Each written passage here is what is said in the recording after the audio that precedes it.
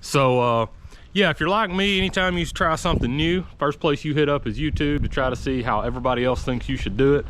And that's exactly where I was last year, the first time I wanted to start trying to fry turkey. So, you know, I bought this turkey pot last year, wanted to get set up and get started.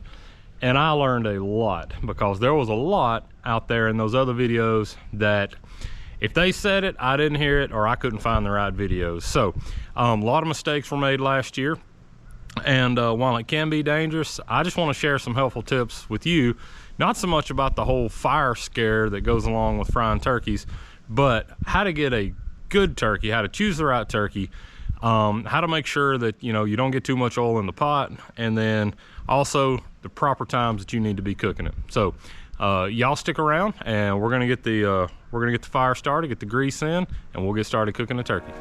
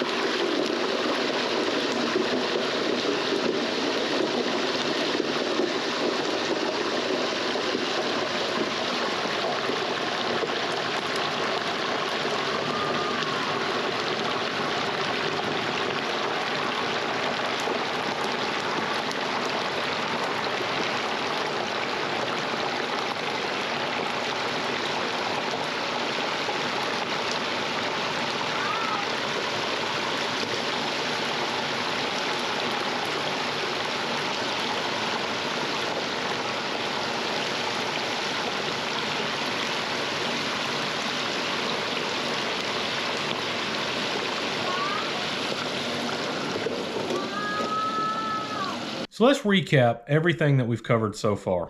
The first thing you got to do if you're going to fry a turkey is you got to go buy a turkey.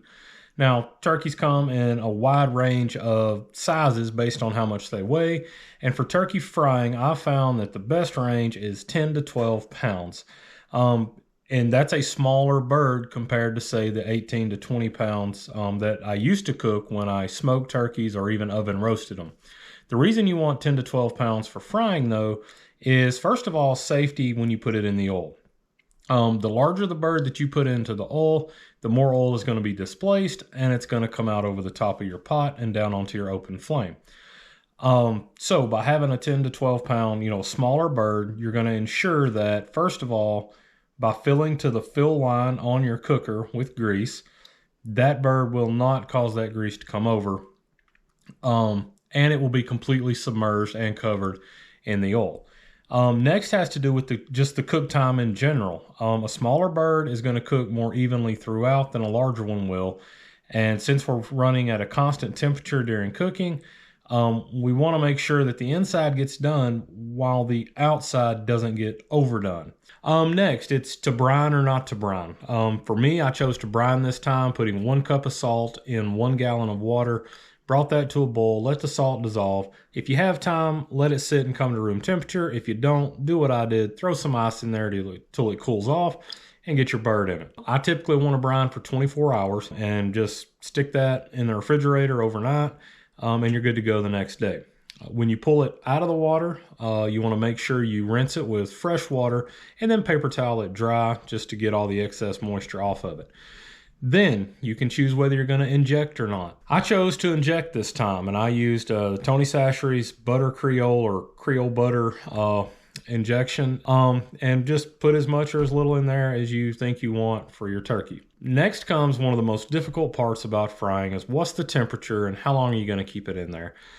So every guideline that I followed when I started last year was 350 degrees at 3 minutes per pound of bird weight. What I quickly learned, though, what happens is when you put a cold turkey into hot grease, you're going to get a cooling effect of that oil by as much as 25 to 50 degrees if you're not real careful with your temperature control. The problem that this can cause is a little bit of confusion. When do you start your timer? Do you start counting when the turkey goes in, or do you start counting when your temperature gets back up to 350?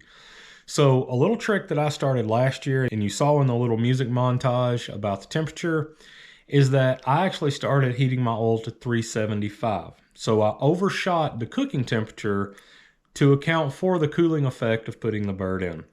And typically what'll happen is I'm going to preheat my oil to 375. When I put the bird in, it's going to pull it down to about 340 sometimes. But basically what I do is I put the spurs to it and crank the heat up as soon as that bird goes in. And then I begin to back the heat off as I climb back up and try to maintain 350 degrees of cook time.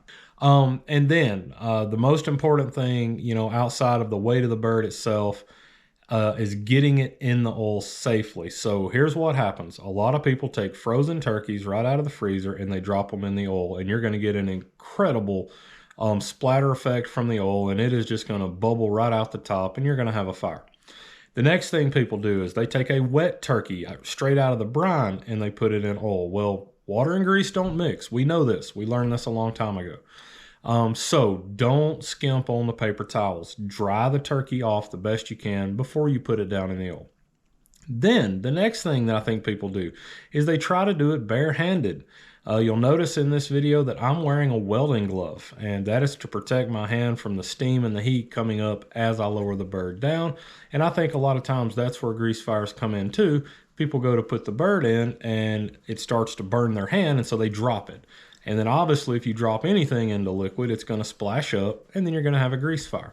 Thaw the bird, dry the bird, glove up, and then the last thing that you want to do putting it in is do it very, very slowly. Regardless of the size bird that you're putting in, you don't want to take it out before 30 minutes. As long as you're keeping your temp at 350, you've got a solid 30-minute cook time with a 10-pound bird, because 3 minutes per pound at 10 pounds is going to give you 30 minutes. I'm pulling at 30 minutes to check internal temperatures with a thermometer to see how much longer I need to let it cook. Surprisingly, in this video, I think you saw the weight of the turkey was like 10.38 pounds. We hit the nail on the head right at 30 minutes. I pulled the bird at 30 minutes, and we got the best turkey that I have ever fried before. Crispy, golden brown, very juicy, had that Creole butter in it, and it tasted phenomenal. So let's go pull it out of the grease, see what it looks like, and I'll join you again for the taste test.